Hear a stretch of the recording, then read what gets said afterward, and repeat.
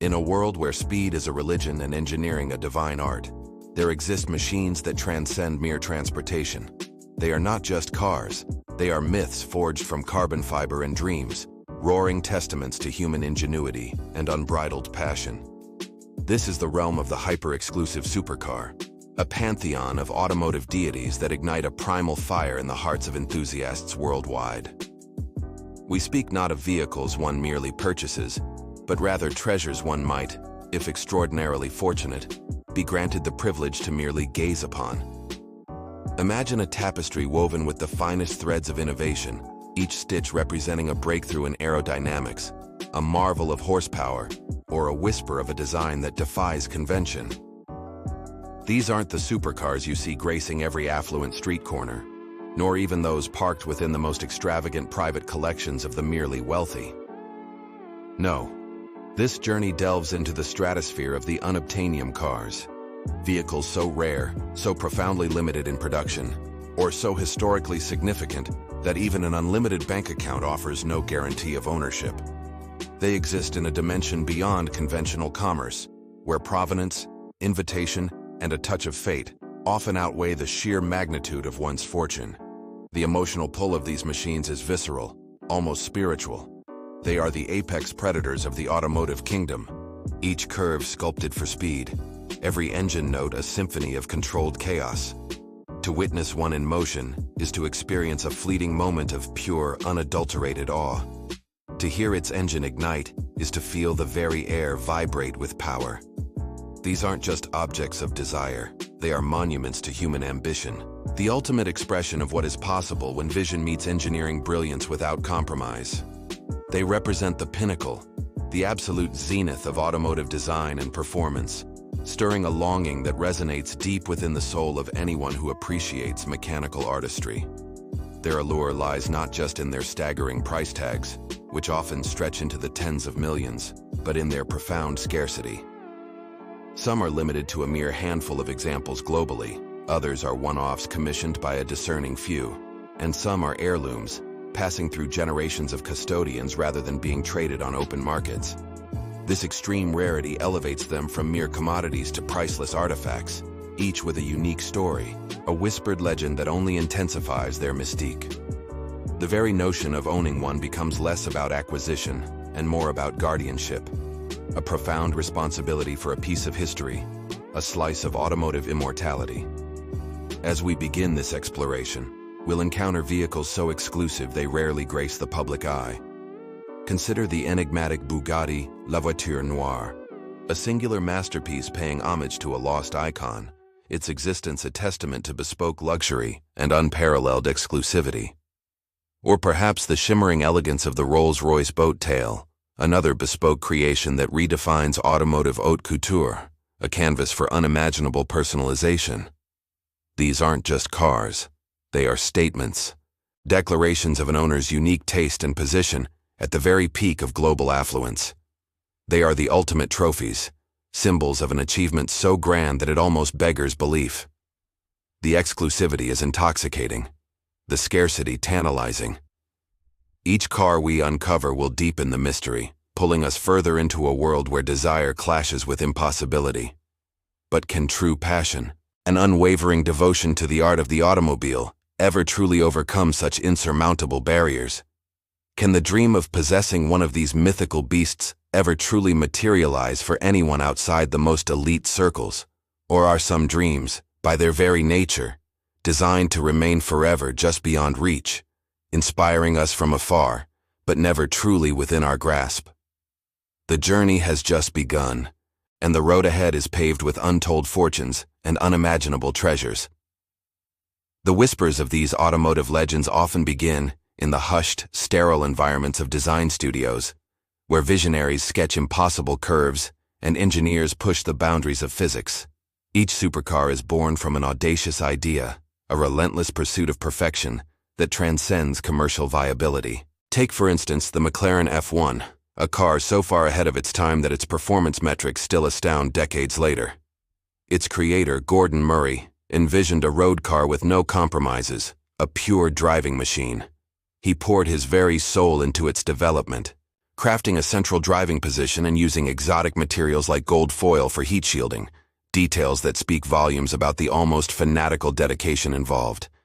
These aren't merely vehicles. They are the physical manifestations of a singular, unyielding obsession. Yet for every visionary, there exists a shadow, a figure consumed by the longing for what they cannot possess. Imagine a man, let's call him Alistair, a self-made titan of industry, whose vast wealth opened almost every door. He had an impressive collection, a garage filled with the envy of lesser enthusiasts, but one car eluded him, a specific, historically significant Ferrari GTO, rumored to be hidden away in a Swiss vault. Alistair's life, outwardly opulent, was inwardly gnawed by this singular, unfulfilled desire. He would spend countless hours poring over old racing footage, tracing the car's lineage, his ambition burning brighter with each passing year. His motivations, like those of many collectors, were complex. A blend of genuine appreciation, a hunger for exclusivity, and perhaps a desperate need to conquer the last frontier of acquisition. The manufacturers of these hyper-exclusive machines understand this desire implicitly. They don't just build cars, they cultivate myths. Rolls-Royce, with its bespoke boat tail, doesn't merely sell a vehicle, it offers an immersive experience of unparalleled luxury and personalized artistry. Their clients are not just buyers, they are collaborators in the creation of a mobile masterpiece. Ferrari's Special Projects division similarly crafts unique vehicles for its most esteemed patrons, ensuring that each creation is a unique jewel in a crown of automotive excellence. The stakes are astronomically high, not just in monetary terms, but in reputation and legacy. A single misstep could tarnish decades of meticulous brand building. As we delve deeper, specific models emerge from the shadows, each a testament to engineering prowess and artistic vision. The Pagani Huayra Codalunga, a limited edition long-tail variant, exemplifies this pursuit of perfection. Its flowing lines are designed not just for aerodynamic efficiency, but to evoke a timeless beauty, a sculpture that happens to move at incredible speeds. Then there's the Aston Martin Valkyrie, a hypercar born from a collaboration with Red Bull Racing, blurring the lines between road-legal vehicle and Formula One machine. Its extreme performance and radical design make it an instant legend, destined for the most discerning and daring collectors. These cars don't just have features, they have narratives, stories woven into their very carbon fiber and titanium bones. Their appeal lies in their uniqueness, their inherent superiority, and the sheer audacity of their existence. The world where these transactions occur is shrouded in secrecy, a clandestine ballet performed by ultra-high net worth individuals, discreet brokers, and private auction houses that operate far from public scrutiny. It's a realm where handshakes seal multi-million-dollar deals, where provenance is meticulously verified, and where the slightest hint of a sale can send ripples through the global collecting community. Alistair, in his relentless pursuit, found himself navigating this labyrinthine world. He heard whispers of a betrayal, a rival collector attempting to circumvent his carefully laid plans for the GTO. This was not merely a transaction. It was a high-stakes game of chess, where the pieces were priceless automobiles and the players were ruthless in their ambition. The shadows lengthened, hinting at a world where even immense wealth could not guarantee fair play, where the desire for the ultimate prize could lead to ruthless competition and veiled threats. The true cost of these supercars, Alistair was quickly learning, extended far beyond their astronomical price tags. It demanded an unyielding dedication, a relentless pursuit that consumed time, energy, and at times, even one's moral compass. The monetary value, staggering as it was, merely served as the entry fee to a world where sacrifice was often the unspoken currency. He observed collectors who had poured their entire lives into assembling their garages, neglecting relationships, health, and personal well-being in their insatiable quest for the next automotive deity. The gleaming chrome and polished carbon fiber often masked stories of obsession, compromise, and even outright ruthlessness. Some cars, he discovered, carried not just a price but a history stained with controversy. The Bugatti Type 57 SC Atlantic, for instance, a car of unparalleled beauty and rarity, had one particular chassis that vanished during World War II, its fate shrouded in mystery and speculation.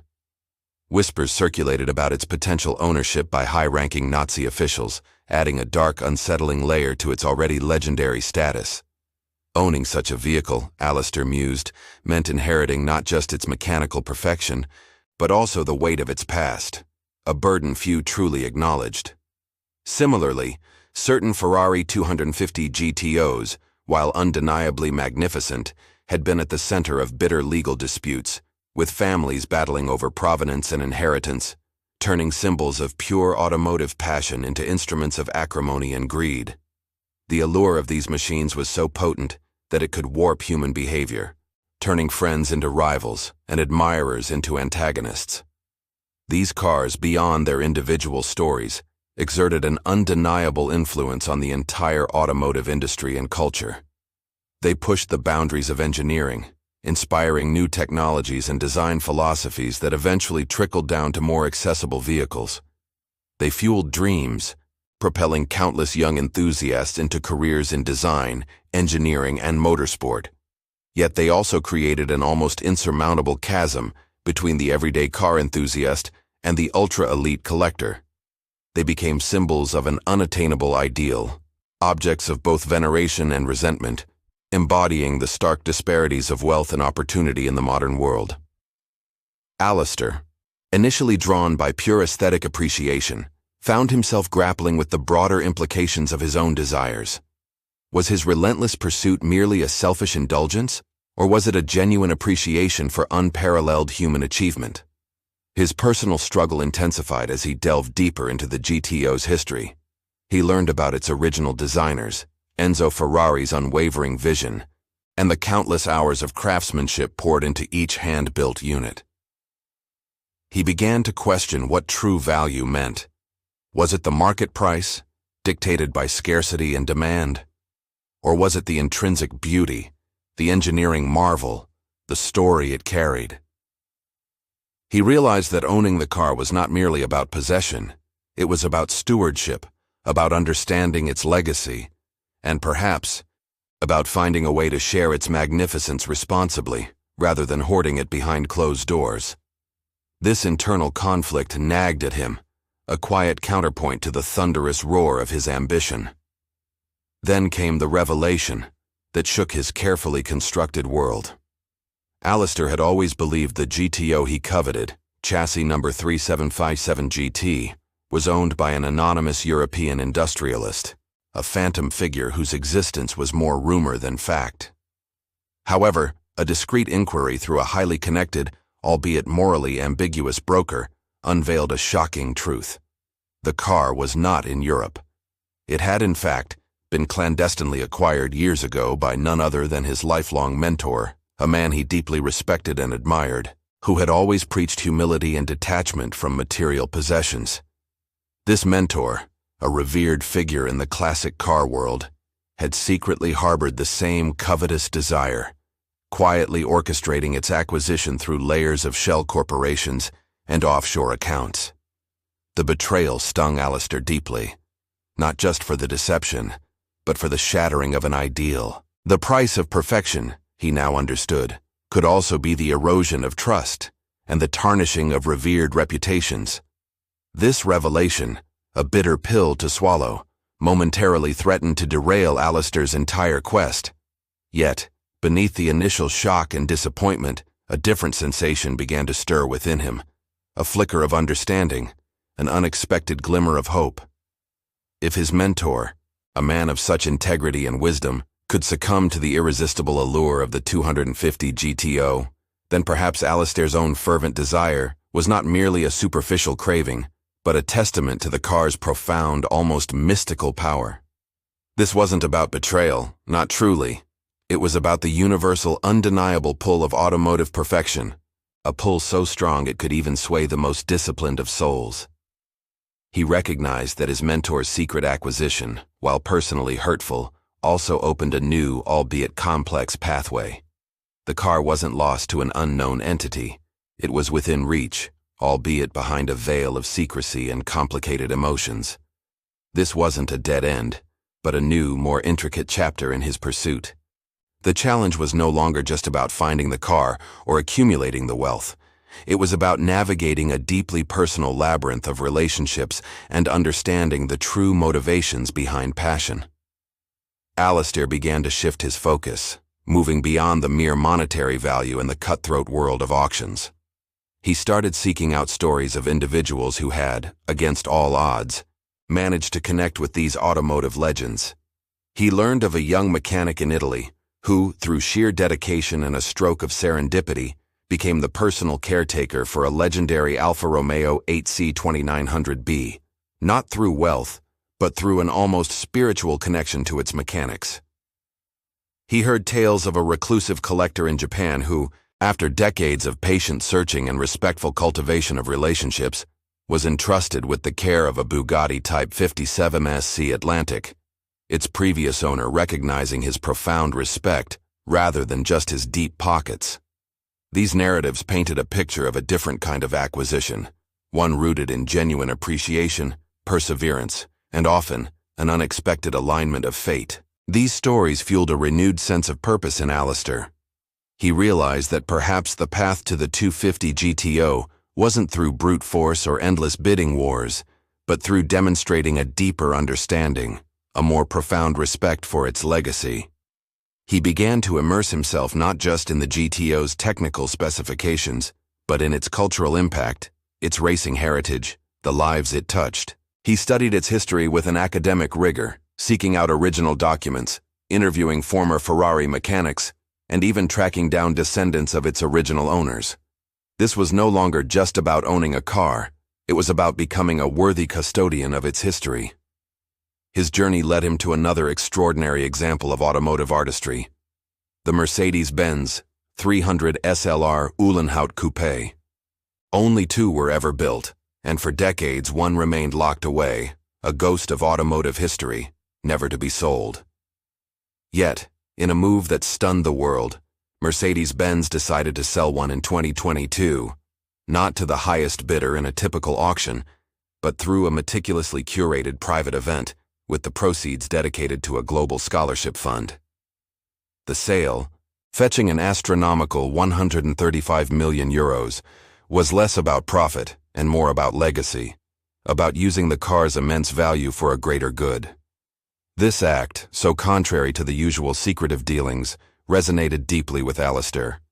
It showed that even the most unattainable treasures could, under the right circumstances, emerge from the shadows, not for personal gain, but for a purpose that transcended mere possession. This unexpected turn of events, this public display of profound purpose, sparked an idea within Alistair. It wasn't just about the GTO, it was about how the GTO could inspire, could educate, could be a beacon. He began to formulate a plan, not to simply buy the car, but to earn the right to its stewardship, perhaps even to share its magnificence with the world in a way that honored its creators and its incredible history.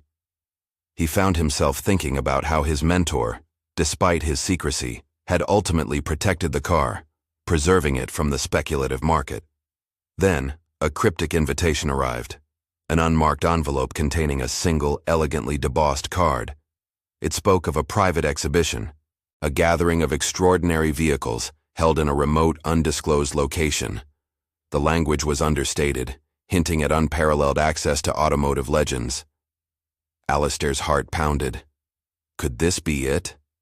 Could this be the opportunity he had unwittingly been preparing for? The card mentioned a specific date, a week from now, and a single tantalizing phrase. A celebration of unparalleled engineering, a tribute to enduring passion. He knew, with an undeniable certainty, that the GTO would be there. The week that followed stretched into an eternity for Alistair, each passing hour amplifying the anticipation. He meticulously researched every detail about the elusive exhibition, but the internet yielded no clues, only dead ends and hushed rumors among the most exclusive collectors' forums. This reinforced the event's clandestine nature, making him feel like an initiate into a secret society.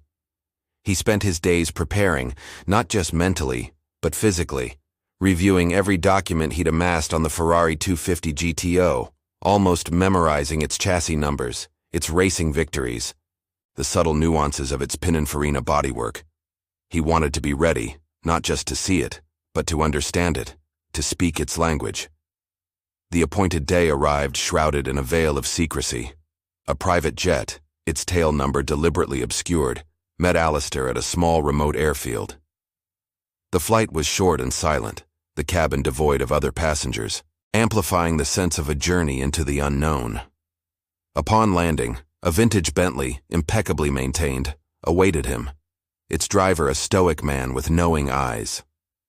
They drove for what felt like hours through winding country roads, far from any major city, until a colossal, unassuming structure emerged from the landscape. It was a massive modern hangar, its exterior blending seamlessly with the environment, betraying no hint of the treasures held within. As the Bentley glided into the hangar's cavernous interior, Alistair's breath caught in his throat. The air hummed with hushed reverence, illuminated by soft, diffused lighting that accentuated the magnificent silhouettes of automotive legends. There they stood, a pantheon of hyper-exclusive supercars, each a masterpiece of engineering and art. The Mercedes-Benz 300 SLR Uhlenhaut Coupe, its gull-wing doors poised as if in flight, radiated an ethereal glow. Nearby, a McLaren F1, its central driving position a testament to its singular purpose, exuded raw power. The Bugatti Type 57 SC Atlantic, with its iconic riveted spine, whispered tales of pre-war elegance and speed. These were not mere machines. They were living legends, each with a soul, a story etched into its polished chrome and gleaming paint. But Alistair's gaze, drawn by an invisible thread, cut through the dazzling array. There, at the very heart of the exhibition, under a solitary spotlight, sat the Ferrari 250 GTO. Its Rosso Corsa paint shimmered like liquid fire, its aggressive lines and purposeful stance radiating an unparalleled aura of dominance and beauty. It was even more magnificent than he had ever imagined, a tangible manifestation of a lifelong obsession. A profound wave of emotion washed over him, awe, longing, and a strange sense of homecoming. He felt an almost magnetic pull towards it, as if the car itself was calling to him. He approached slowly, reverently, his steps echoing softly in the vast space. As he drew closer, he noticed a figure standing beside the GTO, a man with silver hair and an unmistakable air of quiet authority. It was his former mentor, the enigmatic collector who had once owned the very GTO before him. Their eyes met, and a silent understanding passed between them. The mentor offered a faint, knowing smile, a gesture that spoke volumes without a single word. He then stepped aside, gesturing towards the car, inviting Alistair to approach, to truly see it, to feel its presence. This was the moment, the culmination of years of dreaming, of relentless pursuit, of an education far beyond textbooks. Alistair reached out, his fingers hovering inches above the GTO's fender, feeling the undeniable heat of its legacy. This was not just a car. It was a testament to passion, to human ingenuity, to a dream so powerful it transcended generations. The question was no longer whether he could afford it, but whether he was truly worthy of its stewardship. The mentor's gaze was steady, expectant. The ultimate confrontation was not with a price tag, but with his own heart, his own commitment to preserving this magnificent piece of history. The GTO waited, its silent presence demanding an answer. Alistair's hand finally settled gently on the cool, sculpted metal of the Ferrari's fender. It was a touch that bridged decades, connecting him to the car's storied past, to the roar of its engine on legendary tracks, and to the hands of those who had driven it to glory. In that moment, the relentless pursuit, the sleepless nights spent poring over auction catalogs, the sheer weight of his ambition, all coalesced into a profound sense of peace. He looked at his mentor, a man whose own journey with this very car had now come full circle. The mentor's smile broadened, a silent acknowledgement of the unspoken dialogue between them, a passing of the torch that needed no formal ceremony.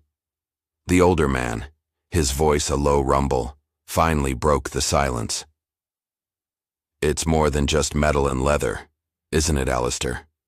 It's a living legend, a piece of art that breathes. Alistair nodded, his eyes still fixed on the GTO, absorbing every curve, every detail, as if seeing it truly for the first time. He understood now that the ultimate goal was never merely acquisition. It was about connection, about understanding the soul of the machine, and recognizing his place within its continuing saga.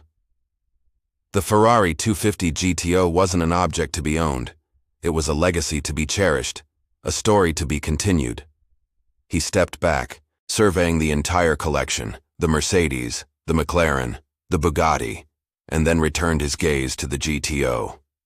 Each car in this magnificent vault represented the pinnacle of its era, a testament to human ingenuity and an unyielding desire to push boundaries. They were reminders that true value transcended monetary figures, residing instead in the passion of their creators, the skill of their drivers, and the dreams they ignited in generations of enthusiasts. Alistair realized that his lifelong quest had not been for possession, but for understanding, for a deep, intrinsic appreciation of what these vehicles truly represented. The experience had taught him that while these supercars might stand as symbols of extreme wealth, their true significance lay far beyond their price tags. They were monuments to aspiration, to the relentless pursuit of perfection, and to the enduring human spirit that constantly seeks to innovate and create beauty.